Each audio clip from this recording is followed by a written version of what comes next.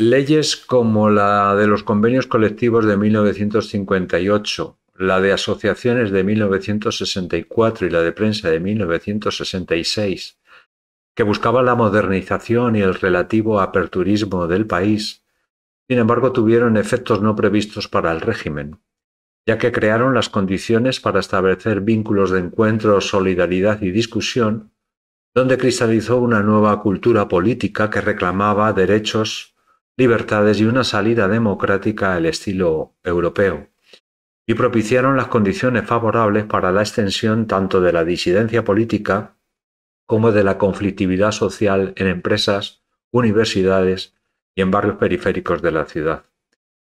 Desde la década de los 60 el movimiento obrero se empezó a recuperar gracias a la participación en la elección de enlaces sindicales y vocales de jurados de empresa y a la formación de comisiones de obreros delegados por sus compañeros en los centros de trabajo.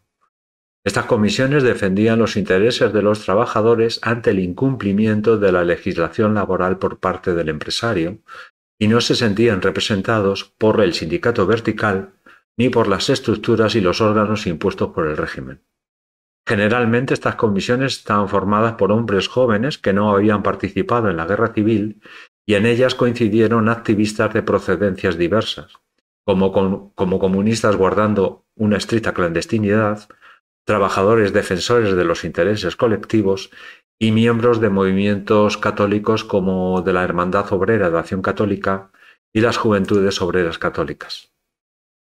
Podemos decir que las huelgas de 1962 dieron un impulso importante para la formación de estas comisiones de obreros.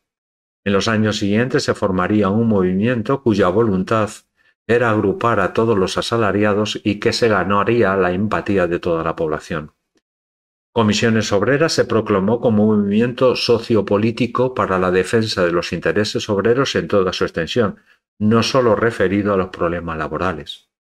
Comisiones Obreras se definía como un movimiento unitario donde estarían agrupados todos los trabajadores sin distinción ideológica política ni tampoco por concepciones religiosas o filosóficas diferentes y que tendrían como denominador común la no aceptación del sindicalismo vertical y la defensa de la libertad sindical y de los derechos de reunión, manifestación y huelga. También Comisiones Obreras se definía como democrático, ya que todas sus decisiones deberían ser tomadas en asamblea, y por último se declaraba también independiente del Estado, de la patronal y de los partidos políticos. Realmente se trataba de un movimiento obrero diferente al del primer tercio del siglo, que se sirvieron de una estrategia combinada. Por un lado, una acción visible y legal en las asambleas de la Organización Sindical Española, y desde su cargo de enlace sindical presentarían escritos con demandas avaladas por las firmas de los trabajadores, denuncias ante la autoridad laboral por la vulneración de la patronal o acudiendo a las magistraturas de trabajo.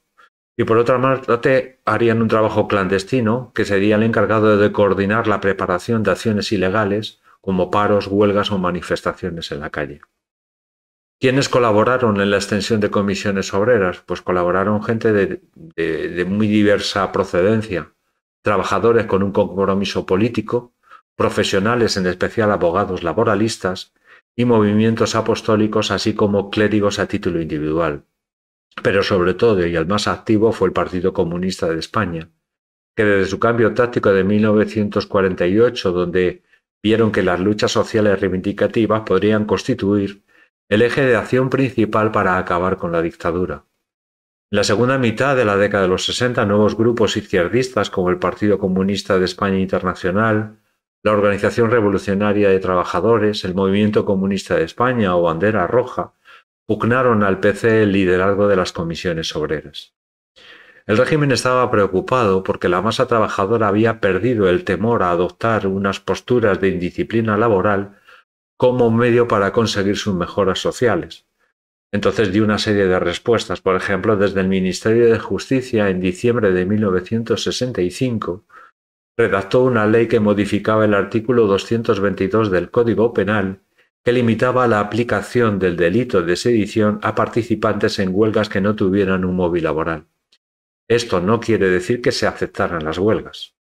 También desde la Organización Sindical Española, José Solís Ruiz, secretario general del movimiento y delegado nacional de sindicatos, impulsó reformas con un limitado alcance en el ámbito laboral y sindical, como es la siguiente. En septiembre de 1962 se aprobó un decreto para regular los conflictos colectivos de trabajo, que se harían primero a través de la intervención de la Organización Sindical Española, que buscaría la conciliación entre las partes, y en caso de que esto fallara se haría a través del Ministerio de Trabajo y, en última instancia, a través de la Magistratura de Trabajo, que intentarían dar una resolución al conflicto. En 1964, la Organización Sindical Española creó otros dos nuevos órganos, las uniones de técnicos y trabajadores y las uniones de empresarios. El objetivo era aumentar la participación de los trabajadores dentro de la Organización Sindical Española. En 1966 se hizo un proyecto de legalización restrictiva de las huelgas, llamadas por el régimen suspensiones de trabajo, que no prosperaría. Pero dijéramos que la medida más importante fue la posibilidad de presentar candidaturas no oficialistas en las elecciones a enlaces sindicales y vocales de los jurados de empresa de 1966. Con esto, José Solís Ruiz pretendía revitalizar la organización sindical española. Estas elecciones de 1966 tuvo una campaña publicitaria y su eslogan era «Votar al mejor». Fue un éxito en cuanto a participación y en muchas de las grandes y medianas empresas fueron elegidos enlaces y vocales que eran promovidos por comisiones obreras. También fue un fracaso político de la Organización Sindical Española y del régimen, ya que encendió las alarmas en las instituciones y aumentó la tensión en el gobierno, desautorizando a la cúpula de la dirección de la Organización Sindical Española. El régimen empezó a mostrar signos de debilidad e impotencia para acabar con estas movilizaciones. Por ejemplo, en marzo de 1967, el Tribunal Supremo ilegalizó las comisiones obreras, consideradas como una filial del Partido Comunista de España, que tendían a la destrucción violenta de la estructura del Estado.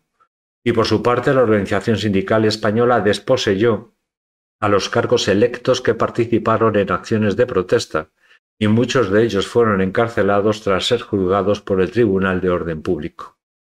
En el año 1968 se suprimió la negociación colectiva y se congelaron los salarios, y en enero de 1969 se declaró el estado de excepción en toda España, que estuvo vigente hasta el mes de marzo. El año 1970 fue el año de mayor conflictividad según los datos del Ministerio de Trabajo. 500.000 de trabajadores estuvieron afectados y se perdieron 9 millones de horas. Las causas de esta conflictividad las podemos resumir en los siguientes puntos.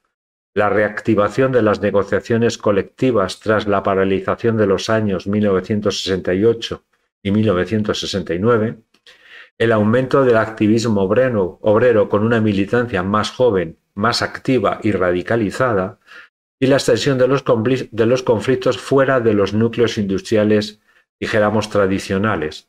Sectores como banca, textil, transporte urbano y ferroviario, construcción, química y artes gráficas se empezaron a movilizar, no solo las tradicionales, la metalurgia y la minería. En noviembre de 1971, un documento del Ministerio de Gobernación afirmaba que el Partido Comunista de España tenía el control de las comisiones obreras y se daban instrucciones a los gobernadores civiles para combatir la conflictividad social. Se les pedía que impidieran la celebración de asambleas obreras, que evitaran cualquier diálogo o negociación con representantes obreros al margen de la Organización Sindical Española, que intentaran desunir y sembrar confusión entre las tendencias de comisiones obreras con infiltraciones y propaganda, y por último que mejoraran la actuación de los organismos sindicales, así como del Ministerio de Trabajo en la resolución de los problemas laborales. Otro documento, este del Ministerio de Trabajo de diciembre de 1971, decía que en previsión de los conflictos obreros que se avecinaban por la renovación de muchos convenios colectivos, el aumento del coste de la vida y la puesta en libertad de muchos activistas que se van a favorecer del indulto dado por Franco por el 35 aniversario de su subida como jefe del Estado, en ese documento se pedía la unidad de criterio y un plan de acción. A la organización sindical española se le pedía que adelantara el inicio de las negociaciones para llevar ellos la iniciativa, que impidieran las reuniones y las asambleas y que suspendieran las movilizaciones durante la negociación. A los gobernadores civiles se les pedía que obtuvieran información sobre actividades ilegales y que practicaran detenciones preventivas y que impidieran la distribución de propaganda ilegal, así como la actuación de los piquetes en la entrada de las empresas. Y por último, a la prensa escrita se le pedía que silenciara o redujera las noticias sobre estos conflictos. En marzo de 1972, Carrero Blanco intervino ante el Consejo Nacional del Movimiento y dijo que la conflictividad social era uno de los problemas más importantes del régimen, porque suponían un atentado a la economía y al interés del bien común, así como que era un arma de subversión para acabar con el régimen. Por ello afirmó que con las huelgas hay que acabar a rajatabla. Para ello creó el Servicio Central de Documentación de Presidencia de Gobierno, dirigido por el coronel José Ignacio San Martín. Este servicio estaba dividido en dos secciones llamadas de información y de operaciones. El objetivo que tenía este organismo era tener la máxima información sobre las tensiones sociales y sobre los grupos antifranquistas para actuar preventivamente o hacer frente con una más eficiente represión. Para ello, Carrero condescendió con una violencia ejercida por las bandas parapoliciales que actuaron en convivencia y con plena impunidad por los cuerpos policiales. Aquí destacamos a los guerrilleros de Cristo Rey, que estaban relacionados con una asociación política llamada Fuerza Nueva y dirigida por Blas Piñar. Para Carrero, la existencia de esta extrema derecha era buena, ya que permitía al gobierno presentarse como más tolerante. A diferencia de la década de los 60, los primeros años 70 sí que produjeron víctimas mortales. 7 trabajadores murieron como consecuencia con los enfrentamientos con la policía. Como consecuencias de la represión por parte del régimen podemos destacar la radicalización en la respuesta de los trabajadores, con manifestaciones, cortes de carreteras o enfrentamientos con la policía y lanzamiento de objetos. Por otra parte, se incrementó el activismo de las organizaciones antifranquistas dentro del movimiento obrero y por último aumentaron las protestas de carácter político pidiendo solidaridad con los represaliados y se exigía libertad y amnistía.